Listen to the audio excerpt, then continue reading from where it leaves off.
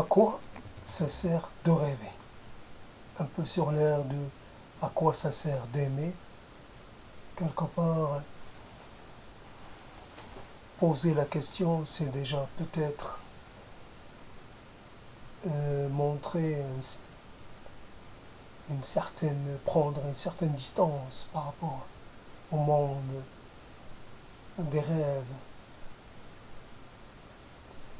Il est minuit passé, il y a des gens qui dorment à cette heure-ci.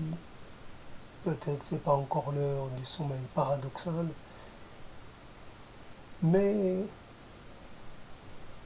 peut-être c'est déjà le cas pour des gens qui se sont couchés assez tôt. En tout cas, il y a des gens qui sont déjà en train de rêver de choses et d'autres. C'est la grande loterie. On ne sait jamais de quoi on va rêver, ni du tour que cela va prendre. Certaines choses reviennent comme ça par on ne sait quel tour.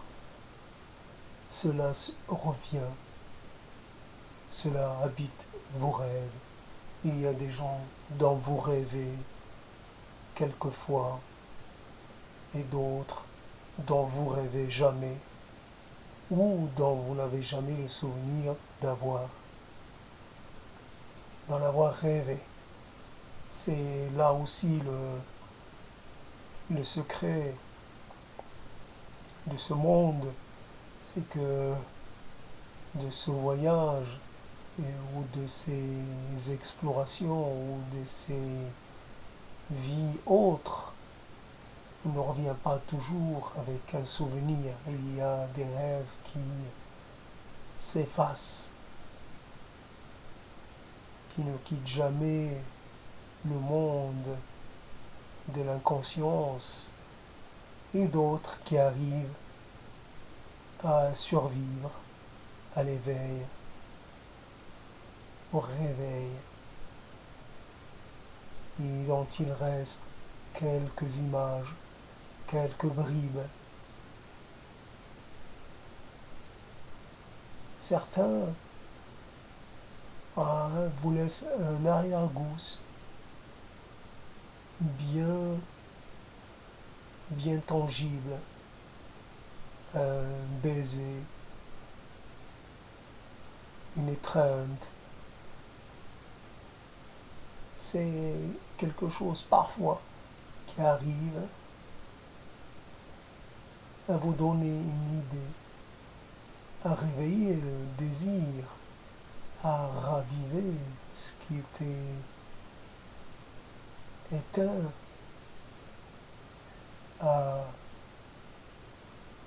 dépérimer ce qui était déjà bien enterré, bien périmé. Les rêves ont ce pouvoir de nous amener visiter des lieux que nous essayons quelquefois d'oublier pour toujours.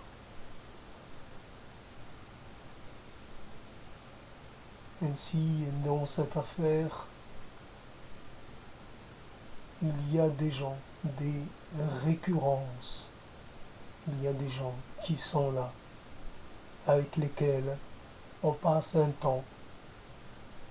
Était-ce un temps long? Était-ce un temps court? Est-ce que le temps court ou long du rêve est le même que celui de l'éveil? Vaste question. Court ou long, peu importe, on le vit de façon intense, et c'est cela qui compte. C'est l'intensité du vécu, l'intensité du moment. Quelque part, pendant un certain temps, nous nous sommes de nouveau appartenus. J'avais mes yeux dans tes yeux. Je t'avais pour moi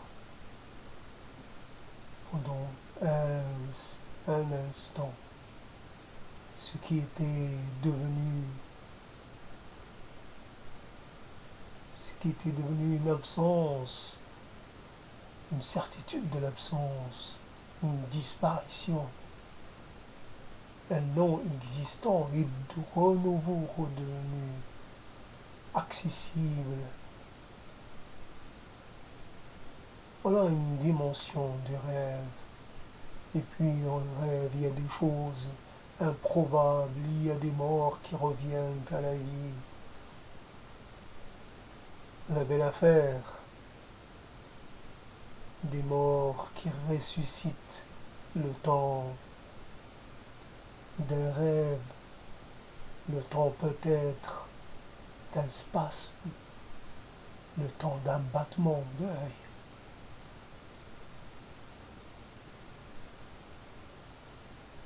Peut-être un arrière-goût qui laisse un arrière-goût amer. Pourquoi les choses doivent-elles s'effacer? Nous préférons vivre les choses éveillées plutôt que de nous les approcher uniquement pendant notre absence de vie. Si le rêve existe, il ne nous permet pas de retrouver ce que nous aimons dans la vie réelle. Il ne nous donne pas la clé, il ne nous donne pas le secret, il ne nous donne pas le pouvoir de ressusciter les amours perdus, de ressusciter nos morts, nos chairs disparues. À quoi ça sert de rêver, puisque cela, en fin de compte, confirme l'évanescence des choses, confirme que les choses ont un destin, ont une durée de vie limitée, ont un destin, une fatalité. Voilà, la fatalité. Un jour, c'est vous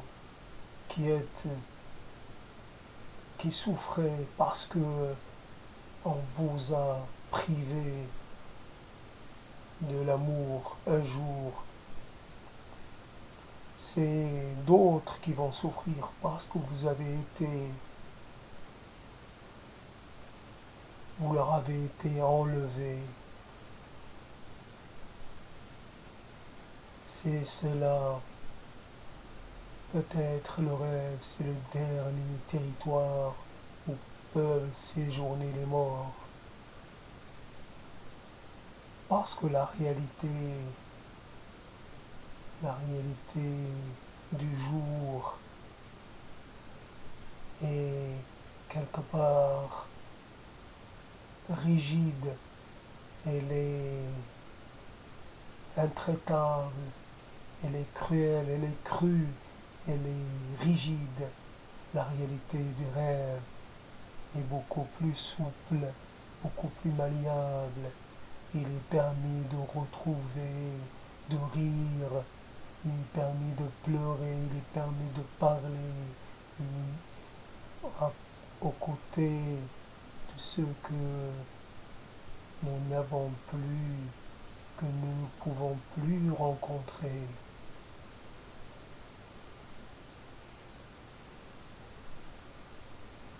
Je ne sais si je suis dans les rêves de ceux que j'ai côtoyés, ceux que j'ai aimés. Cela me sera de peu de secours, de peu de réconfort, et pourtant j'aimerais savoir si moi aussi Je suis quelquefois convoqué dans vos rêves, convoqué dans vos songes.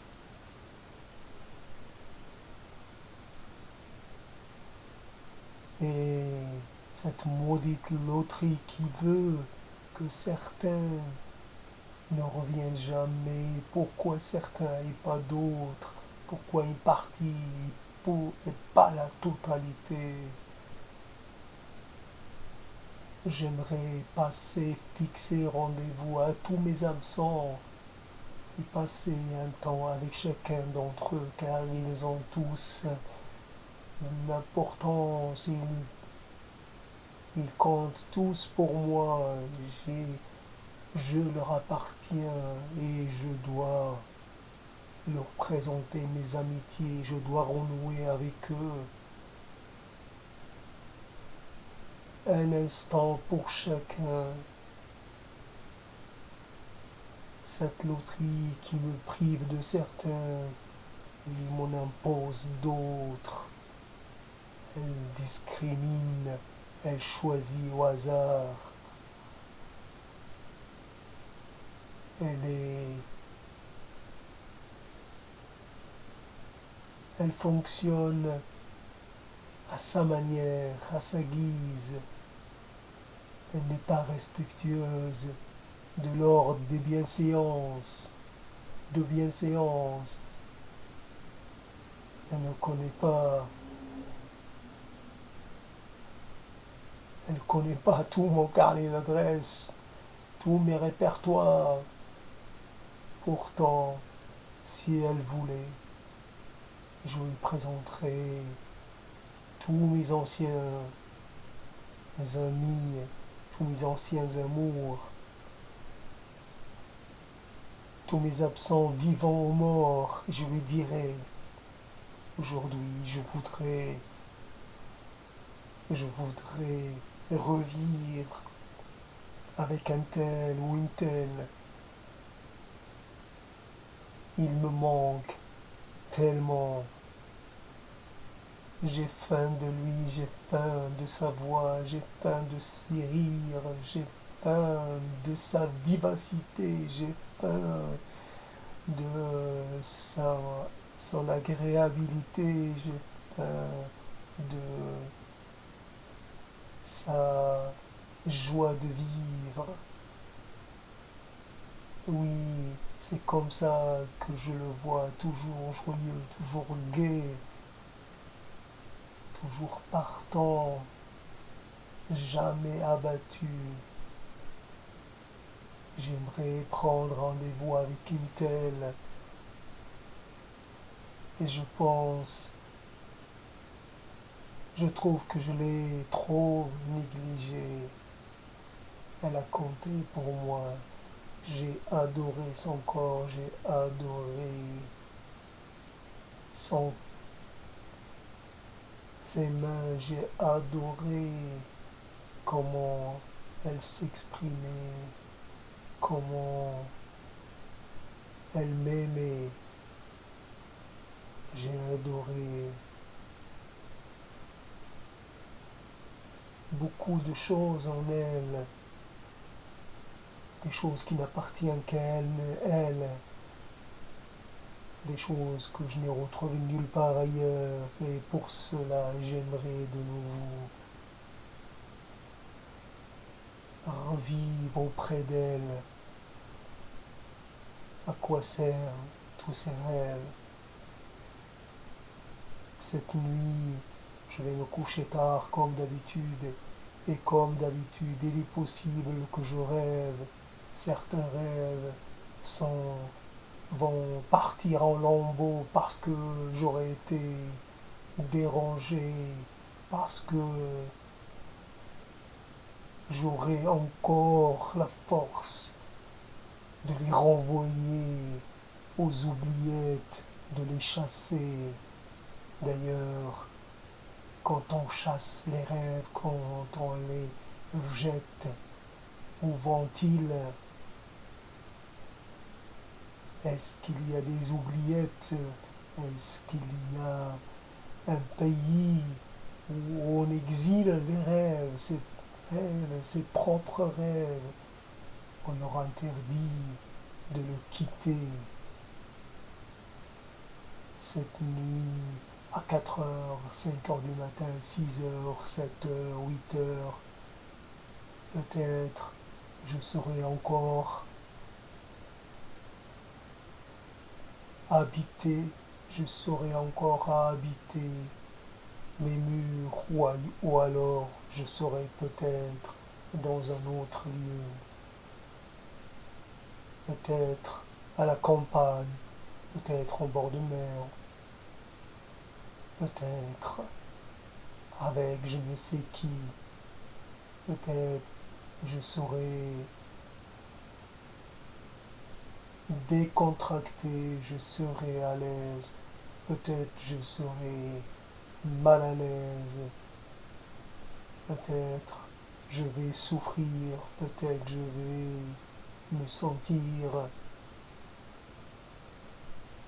mal, peut-être je vais avoir envie de mourir, avoir envie de disparaître, parce que je serais incapable de faire face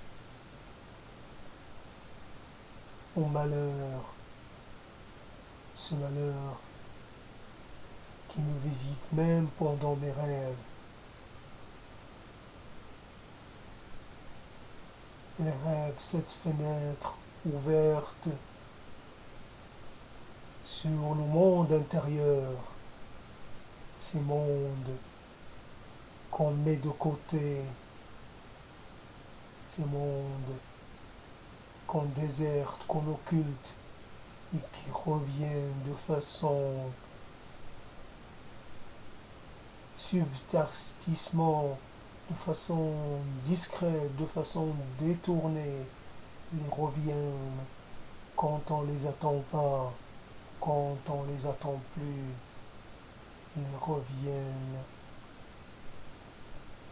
et quelquefois ils se saisissent de nous le temps d'un instant. Ils nous imposent de nous remémorer, ils nous imposent de reconnaître, ils nous imposent d'avouer que nous sommes des fabricants de rêves brisés, que nous sommes des fabricants de frustration, de dépit et de malheur. Combattre le malheur, tel est peut-être le moyen que nous avons pour apaiser, pour avoir des rêves apaisés, pour avoir des rêves dignes d'être vécus. Voilà, j'arrête là. Je suis fatigué, mais j'ai pas envie de dormir ni de rêver. Je n'ai rien programmé. Certains, paraît-il, ont cette capacité à programmer le rêve, ont cette capacité à s'en souvenir. Certains s'exercent à les transcrire, à leur rêver. Je ne sais à quoi cela peut-il servir. Nous avons tellement de choses à faire avec nos rêves éveillés que nous n'avons qu'il n'est pas si intéressant que cela d'ajouter du rêve au rêve. Il y a des rêves qui voudraient devenir réalité, qui voudraient habiter le monde du sensible, Il y a des rêves qui voudraient prendre substance, s'incarner dans quelque chose, dans un acte, dans une parole, dans un geste, dans un élan, dans un projet, dans une espérance.